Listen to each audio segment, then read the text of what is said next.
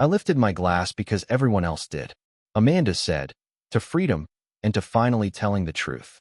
Crystal touched Crystal. There was fake laughter. People traded those proud little smirks that used to appear in my kitchen after they ate my food, slept under my roof, and pretended I mattered. 3 chairs down, across the table, sat Jason. He was supposed to be my friend. His collar still held a pale stain the color of Amanda's lipstick. I had noticed that same shade a week earlier, smeared on our bathroom sink. I scrubbed it with bleach until the ceramic looked new. I already knew what it meant. Emily, our daughter, held up her glass, smiled like she had passed a test, and said, "Mom deserves to be happy. You made her miserable long enough." I kept my mouth shut. I did not speak to any of them. I did not speak to him. I did not speak to her.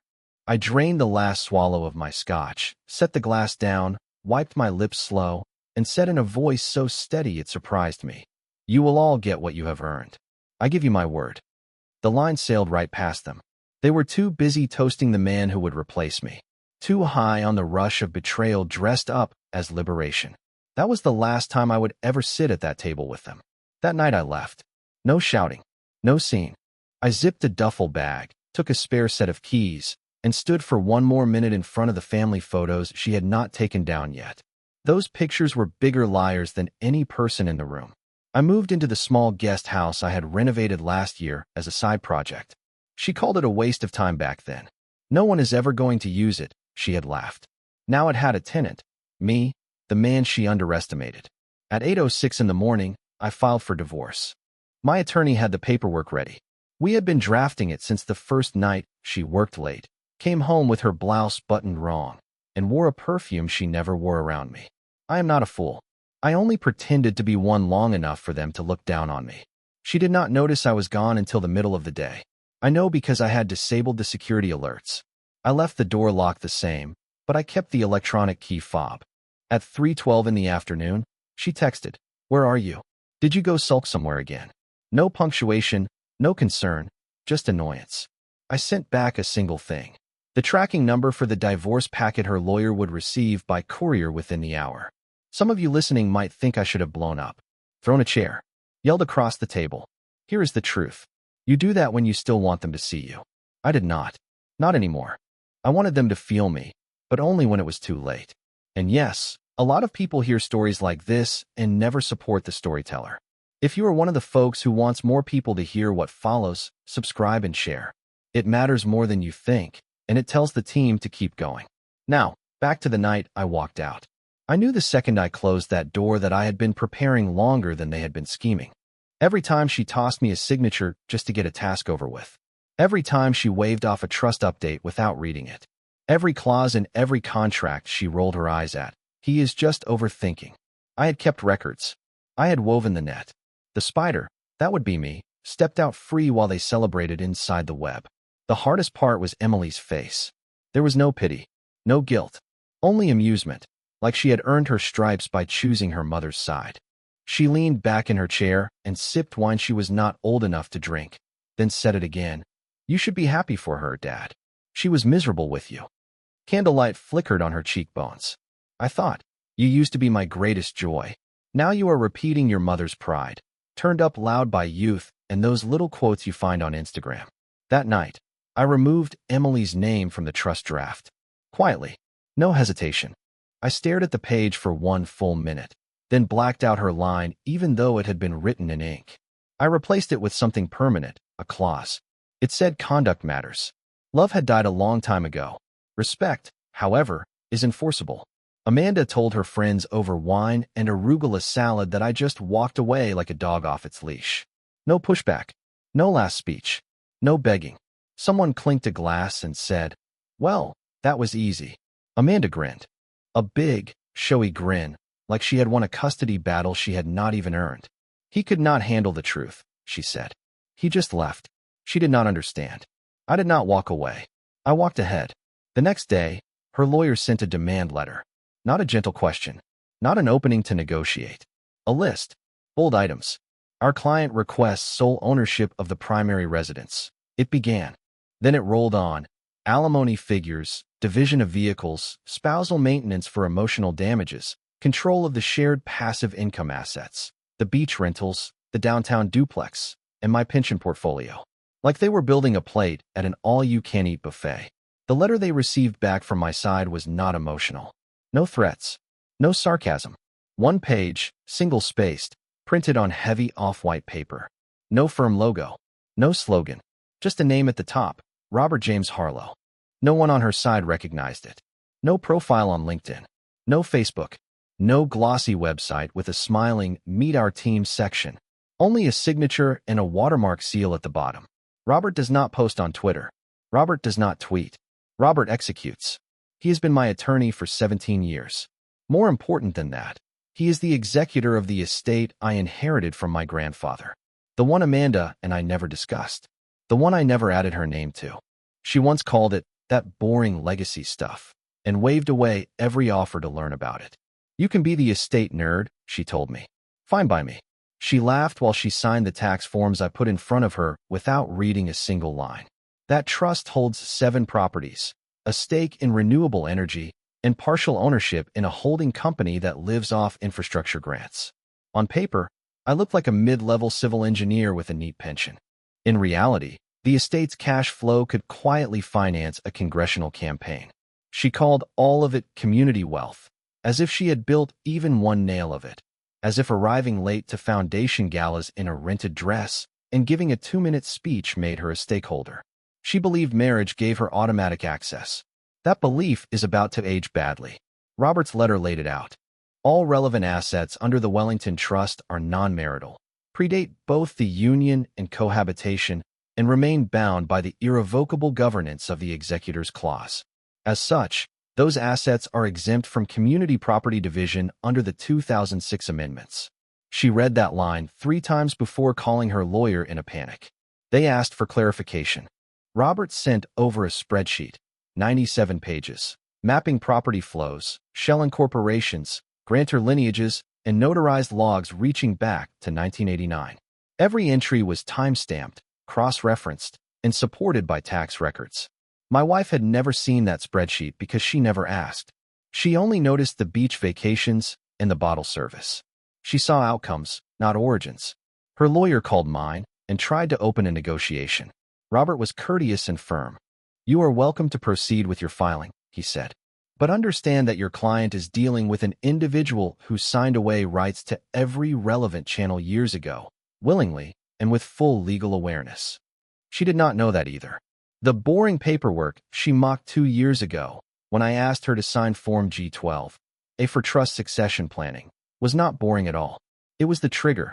That signature removed her authority from the advisory board. I told her it was temporary, just for tax optimization. I even thanked her for being cooperative. She rolled her eyes and said, "Just get me a beach drink when this is over."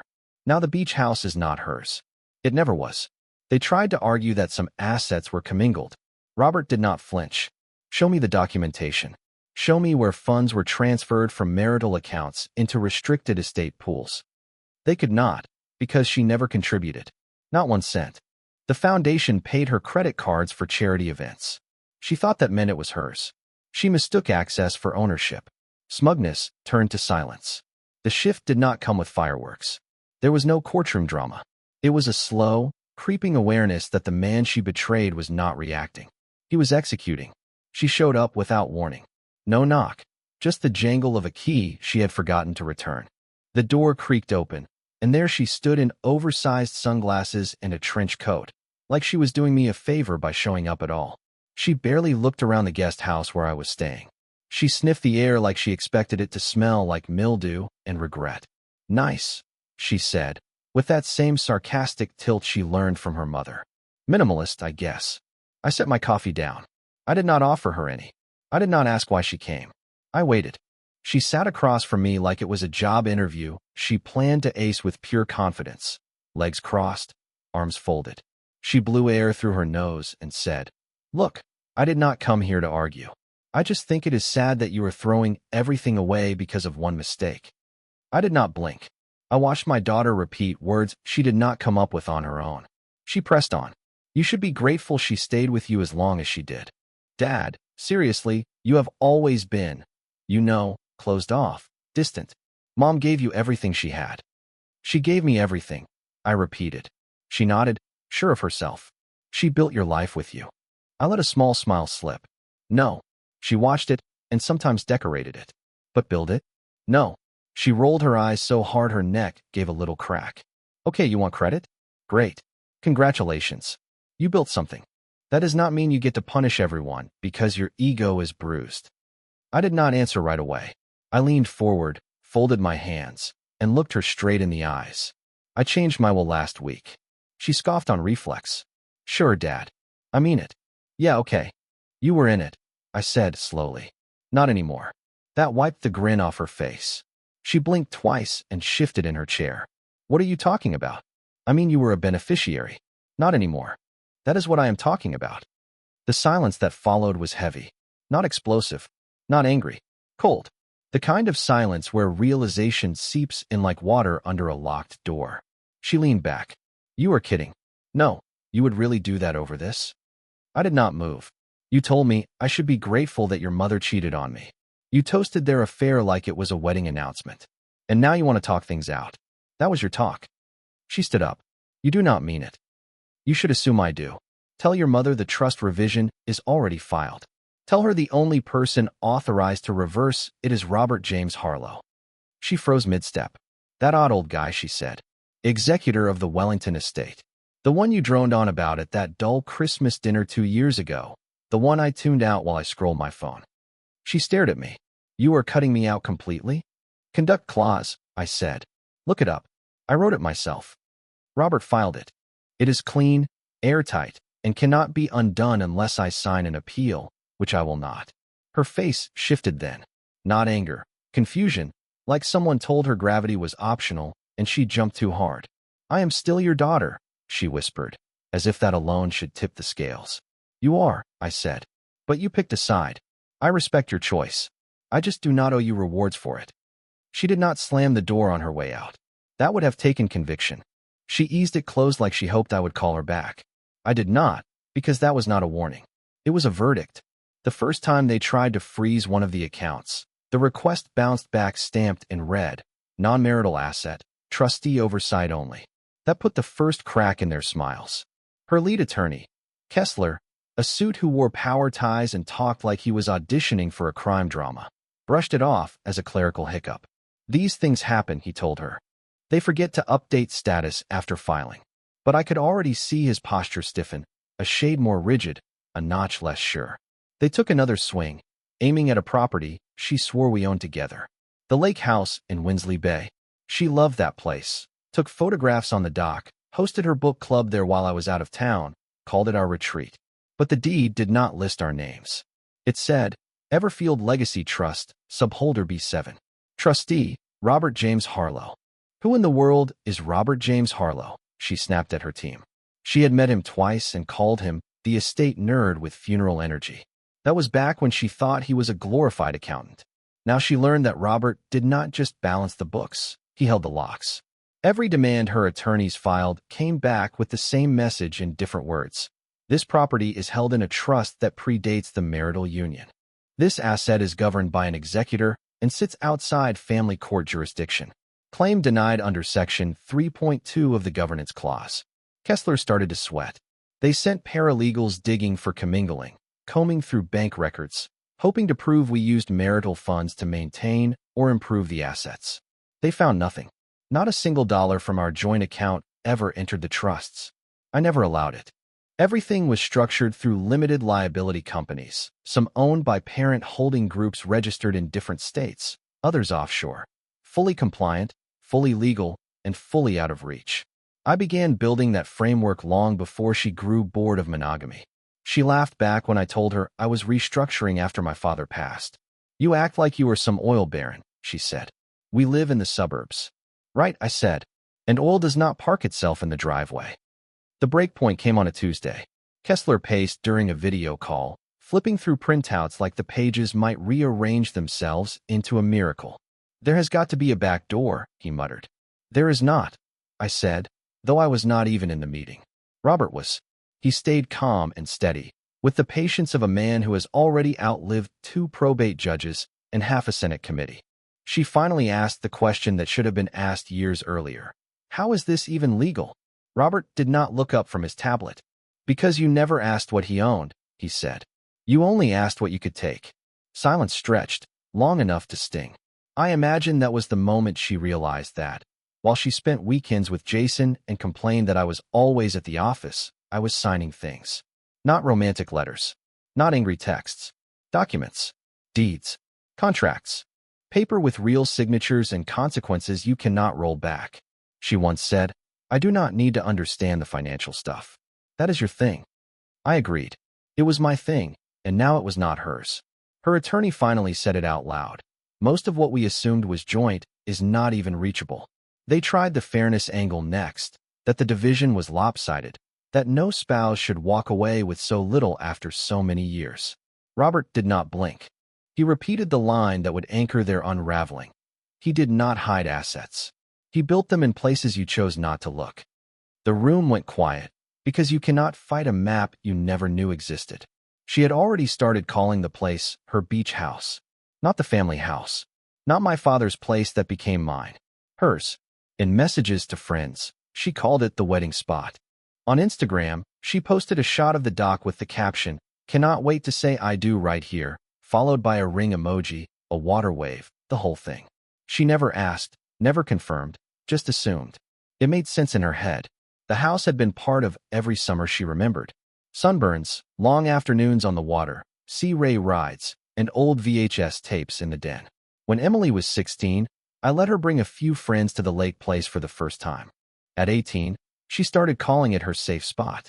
By 23, she got engaged to a man I had never met and announced, without asking, that the wedding would be on the back lawn. I did not reply to that message. She took my silence as a yes. 3 weeks later, she and her fiancé drove down for a weekend walkthrough. They packed champagne, a drone for overhead shots, and a playlist of acoustic covers to preview the ceremony. The moment they pulled into the drive, the mood shifted. The gate would not open. Not with the keypad, not with the old remote she kept. The code had changed. She tried 5 combinations. Nothing. Then they noticed the mailbox was gone, post and all. In its place sat a concrete pad with a black metal plaque, Crescent Foundation, private estate, not open to the public. Trespassing will result in civil action. Her fiancé laughed like it was a prank. She did not. She called me 6 times in a row. I watched each call flash by and let them pass. On the 5th, she left a voicemail. Dad, this is not funny. Call me back. We are locked out of my house. There it was again, my house. I did not answer by phone. An hour later, she received an email. It was from Robert, forwarded with a short line at the top. Message per your father's instruction. Below that, a single sentence. Disrespect has a cost. Consider this payment due. No emotion. No lecture. Just a settled debt. She cried on the shoulder of the road for half an hour while her fiancé paced the gravel, trying to script a story that did not admit she had never actually secured the venue. When they returned to the city, she posted nothing. No photos. No captions. Silence.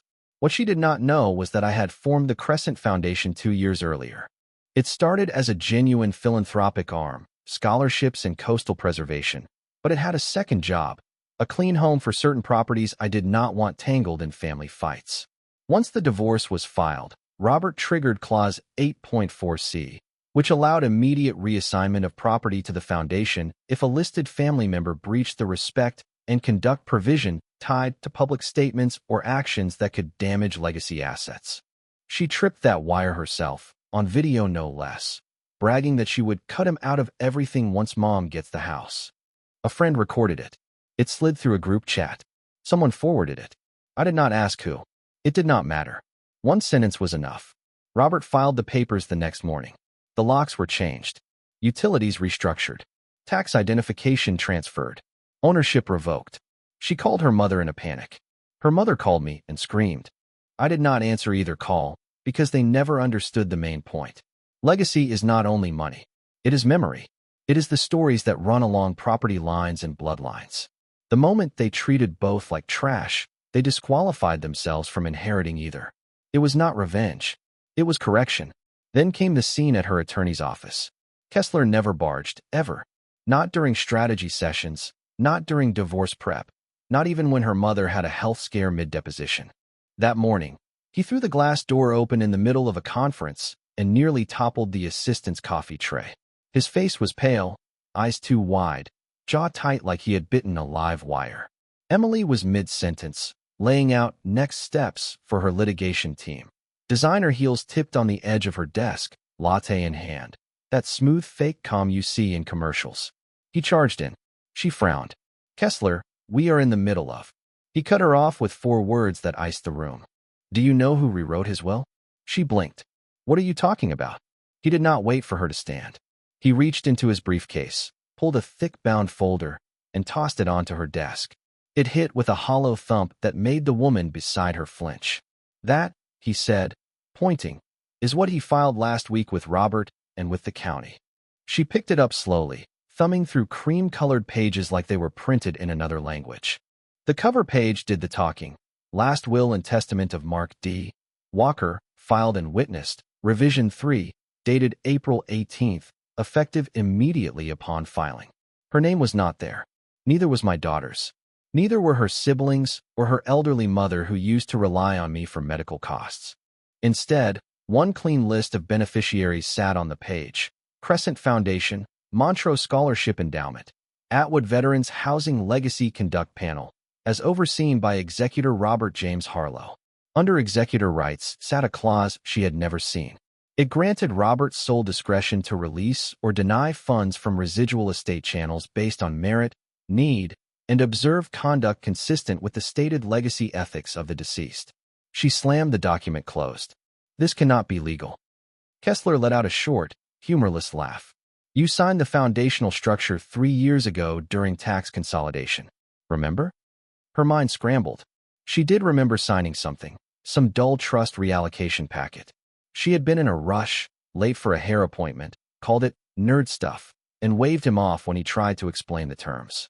You said it yourself, Kessler reminded her, reading straight from the notes. Whatever keeps the Internal Revenue Service away, Mark. Just tell me where to sign. He flipped to the signature page, slid it out of the sleeve, and held it up like a prize. Her penmanship was neat and practiced. Below it, witnessed, notarized. She rose slowly. You are telling me he can decide whether I receive anything? I am telling you, Kessler answered, that unless Robert James Harlow personally authorizes a disbursement, you have no legal claim to any distribution. What about contesting? She asked. Kessler gave her a long, pitying look. You want to challenge a structure you signed into existence? You want to stand in court and argue you did not read the document you voluntarily executed and benefited from during the marriage? She opened her mouth. He cut in. You will not just lose. You will bury your credibility in front of every judge who touches this file. She fell back into her chair. The room went still, the conference line still lived. Her staff watched the fallout like bystanders at a building collapse. How did this happen? She whispered. Kessler did not answer right away. He shook his head and sank into the chair across from her, calculating his moves. You were dancing at your affair party, he said at last. This did not happen last week. It started the day he walked out. She tried to steady herself. Fine. The foundation, then. I am on that board, right? He did not speak. He just slid the final sheet across the table, the Board of Trustees list. Her name was not there. At the bottom, a sticky note in Robert's unmistakable cursive. Legacy is not automatic. It is earned. Signed, as always, Executor. She fumbled through her memory. Had she ever actually read the things she signed? Had she ever listened during the meetings she called a waste of a Saturday? She skipped 2 quarterly reviews, sent her assistant to the last one, and now the victory she assumed was inevitable had turned into a well-laid trap, one she helped build, brick by signature. There was nothing left to say, so she called Robert directly. No assistant.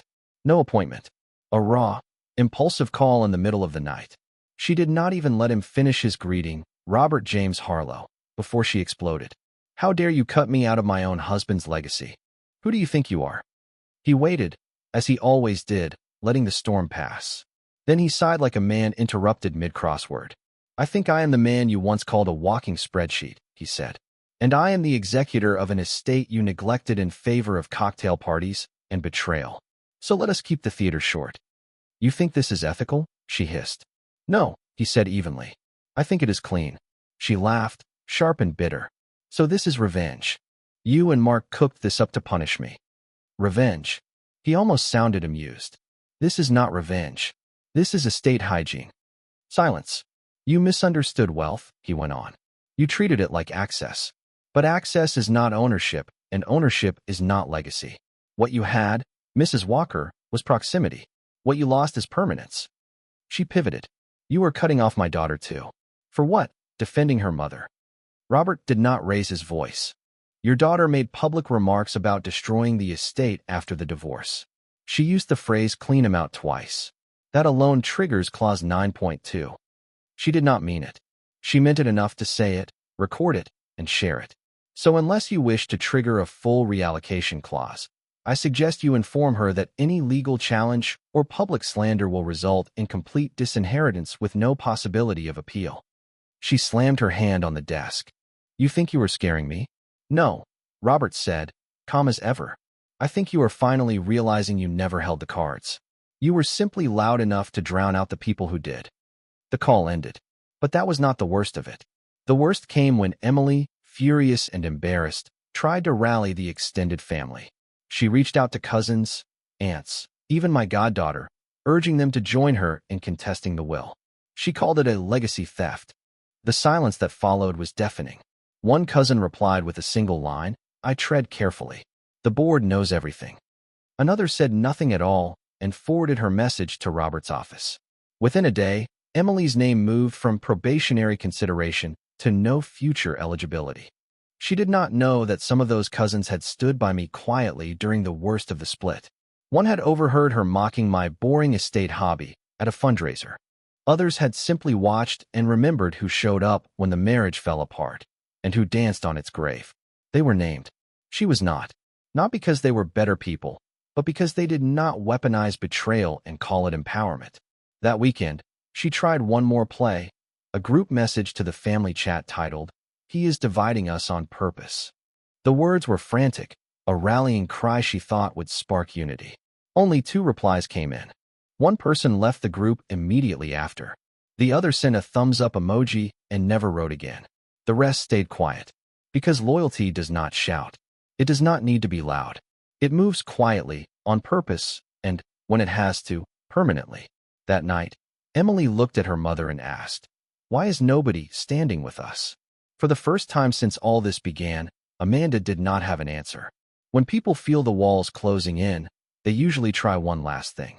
Hers was not subtle. It was a blast. Early Tuesday morning, the headline hit the gossip rags. Perfect timing for coffee scrolls and commuter outrage. Betrayed wife speaks out. He abandoned me emotionally, then locked me out financially. They dressed it up with a carefully chosen photo from 3 years back. Summer dress, soft focus filter, smile just right. The story painted her as a woman chewed up by a controlling man who turned money into a weapon when love ran dry. The word coercive showed up 5 times. She thought she had shaped it just right, vague enough to sound tragic, specific enough to pull in sympathy. There was even a quote from Emily. He changed when the money got serious, but money did not change me. It changed her. By noon, the piece had more than 80,000 views. Shares on Twitter. Comments dripping with pity. Think pieces from blue-checked commentators about financial abuse and silent suffering in comfortable marriages. For a brief spell, she had the spotlight again, not for freedom, but for rewriting the past. Then the floor gave out. What she forgot, or never understood, was that I am not reactive. I am archival. By 4:22 in the afternoon, Robert's office sent a packet to a short list of editors. They did not rant. They did not posture. They posted a single notice. In response to recent defamatory claims, documentation from the Wellington Trust compliance logs has been released. Full transparency available upon request. R. J. Harlow, Executor. Then the receipts landed. Emails going back 16 months between Amanda and Jason, with subject lines like we need to keep timing tight, and he still thinks I am at work. Voicemails where she giggled to a friend. If I play my cards right, I will get the beach house and the pension. A letter she drafted, never sent to Jason, during our anniversary week, mapping out what we will do once this blows over. And worst of all, a 48-minute audio recording of dinner with her sister, joking that men like Mark do not know they have lost until the bank tells them. That was enough. The tabloid yanked the article within hours. The retraction was tiny, buried in the corrections page. The claims in our previous story were unverifiable and contradicted by substantial evidence. No apology, just that. The next morning, a suited courier wearing sunglasses knocked on her door and handed over a certified envelope. Inside, a formal cease and desist. Defamatory claims. Violation of Clause 7.6. Conduct-based allocation dispute. From the Crescent Foundation as legal trustee of the Wellington estate. It was not a threat. It was a switch being flipped under terms she had signed when she called it nerd paperwork. Any defamatory action that endangered the reputation of the foundation or its executor would trigger financial penalties and suspend any indirect beneficiary access. In plain English, even if someone wanted to help her later, they were now legally blocked. She tried to fight it. Robert's reply was one sentence. We welcome your challenge. Please note our discovery file already exceeds 300 pages. Then came the invoice. Damages, 3 digits, period, 0 cents. Due within 60 days or subject to civil escalation. After that, her social feeds went quiet. Emily, the same daughter who once called me rigid, posted a selfie 2 days later with the caption, "Sometimes silence is survival." Her followers thought it was about romance. It was not. It was about learning that every step she took forward was not an escape. It was quicksand she poured herself. Thinking she was untouchable, Amanda did not play her final card. She burned it. The courtroom felt cold. Not the temperature, the air. Like someone had drained out the oxygen and replaced it with inevitability. No dramatics. No gavel hammering. Just a probate hearing to finalize what the paperwork already decided. Clean, procedural, lethal. Amanda walked in wearing a white suit trimmed so close it looked like tailoring might save her. Kessler looked hollow-eyed, the kind of tired that comes when you have read the fine print too late, and now you cannot unsee the trapdoor. I did not speak. I did not nod. I did not look her way when I entered. I sat beside Robert, who appeared like he could outlast the building. Calm, still, one hand on the thick folder that had followed us from room to room, the other resting on a closed fountain pen. The judge was an older woman with sharp eyes and no patience for theatrics. She turned pages, read the key sections, and then spoke in a tone that made even the court reporter shift in her chair. Clause 14.2, Clause 9.2, and the Legacy Board oversight provisions under Section D confirm that no contested claim may override an irrevocable, foundation-managed trust structure once it is activated and legally filed. She looked up. Your client's claim is noted, the judge said.